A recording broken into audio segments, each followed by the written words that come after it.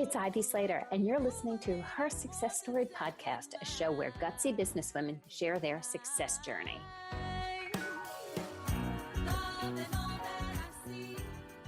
Hi, this is Ivy Slater, and welcome to today's episode of Her Success Story.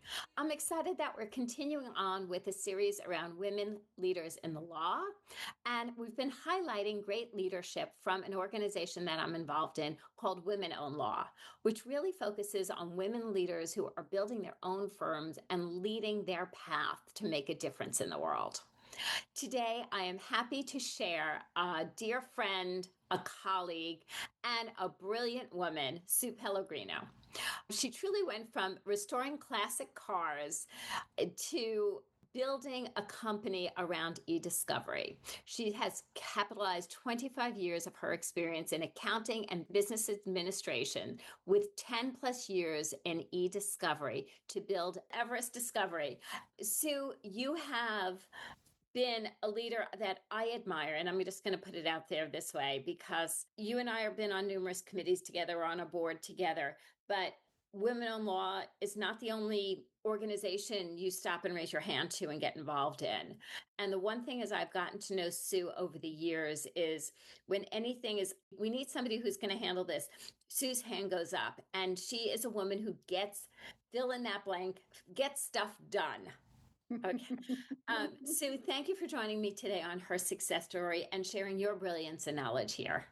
Yeah, thank you so much, Ivy. I'm so happy and honored to be here I feel you are my star, and I'm always like, oh, Ivy, I want to talk to Ivy. So thank you. I appreciate it. Let's start with, where did Everest Discovery come from? How did that birth? How long ago? And what was the catalyst that drove that? Yeah, for sure. It's an interesting story. I am not the founder of the company. I acquired the company in 2017.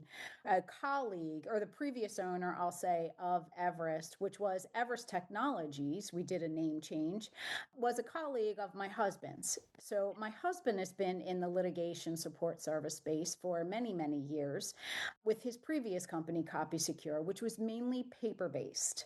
And I'm dating myself. That's before cell phones and email and whatnot. But when some of us also started in business, and the highlight was a fax machine, I'm with you. Right, for sure. Bates labeling, people know what that is if they're listening. Tom ran that company for 15 years. He had this colleague that owned Everest Technologies, and his name was Hal. And the gentleman called him one day and just said, I bought a boat and I'm moving to Alabama, and I want you to take over my business. So, with that, we just kind of had, some conversations, some talks. We signed NDAs, we looked at financial statements, and we jumped in.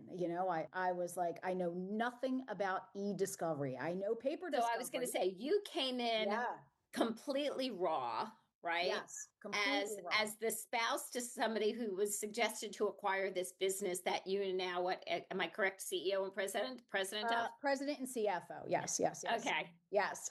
So yes, that's exactly right. So I had no, just no idea about electronic discovery. Was it scary? Sure. Did I know what I was doing? No.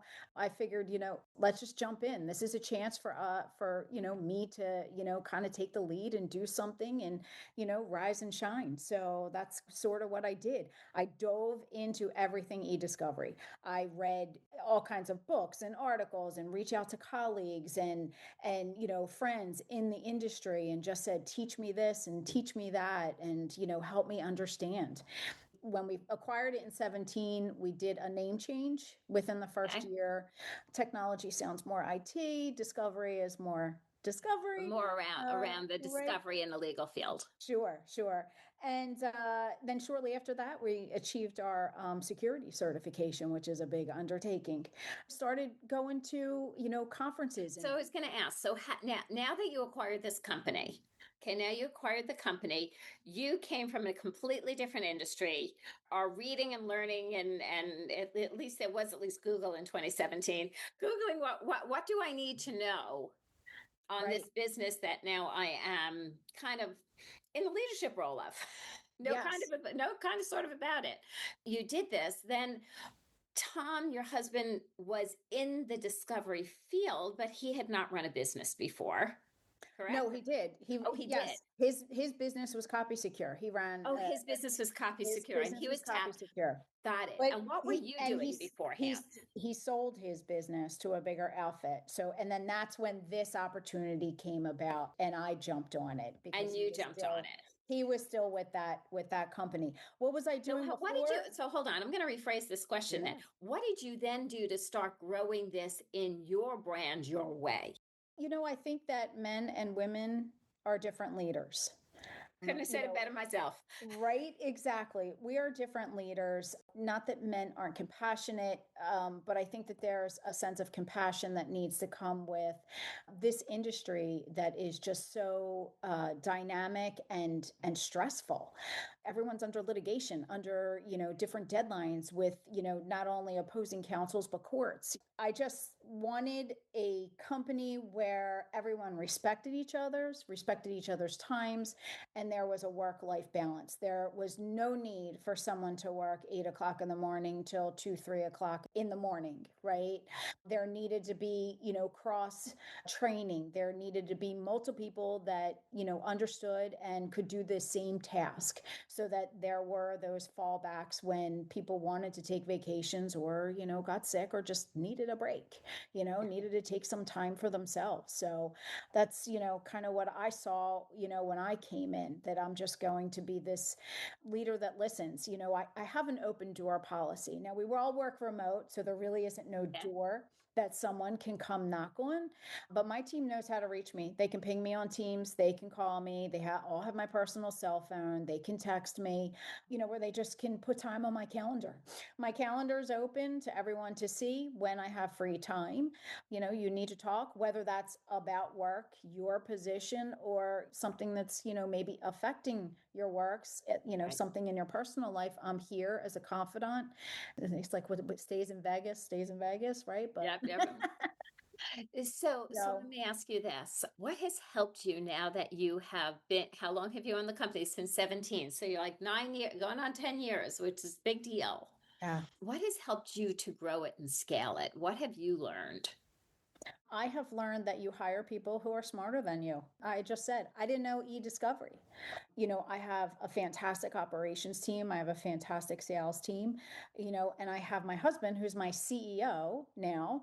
Funny, I worked for him. Now he works for me. But he's been in the, he has that institutional knowledge. He's been in the workspace. Our head of sales has been in the workspace for 32, 33 plus years. And Um, I'm going to jump on this for a second because I had yeah. an opportunity at the Women in Law Symposium to hang out with your head of sales, and he was at my networking table.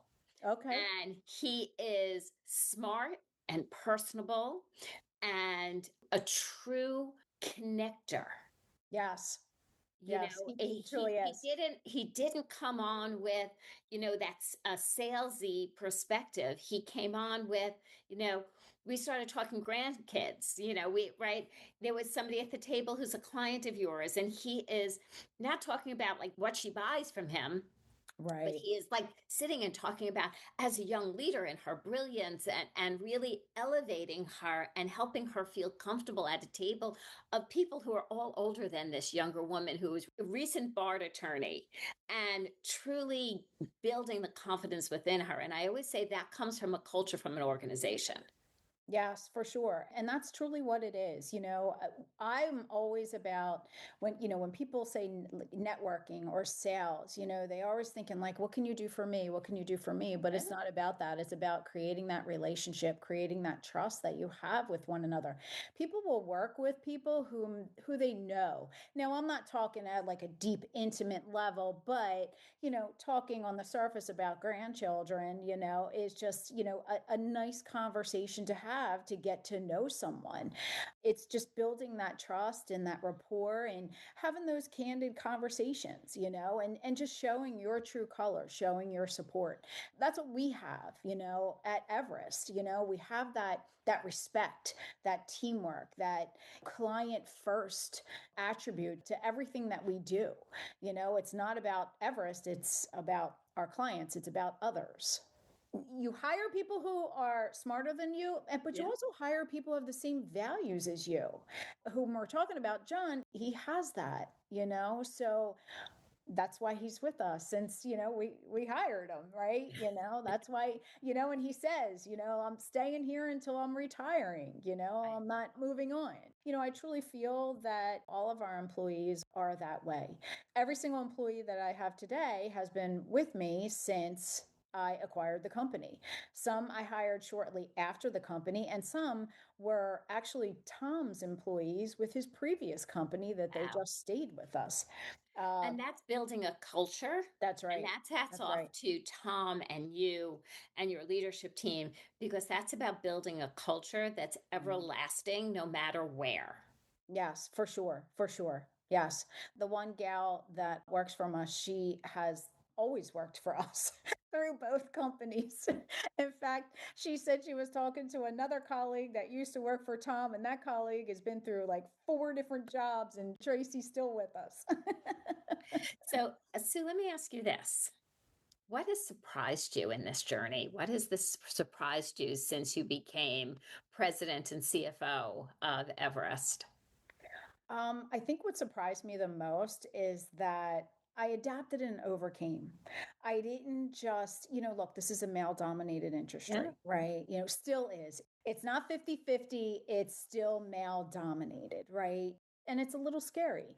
But I think what surprised me the most is just how I just kept, just for myself, rising to the occasion, not letting the lack of my knowledge get me down, especially at, like for instance, a conference. And I go to conferences with John, who's been in this industry for 30 plus years and knows everything and has worked in every sector of the industry. I got to tell you, I would listen to him. I would take notes from him and I would learn.